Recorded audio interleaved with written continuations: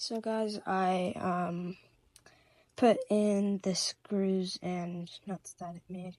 It's still pretty flimsy because I had to 3D print the screws and stuff, but yeah, it's just super kind of flimsy, so yeah, but it works and it's pretty cool. I like it.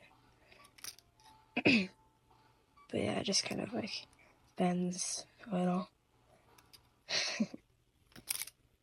It's fun.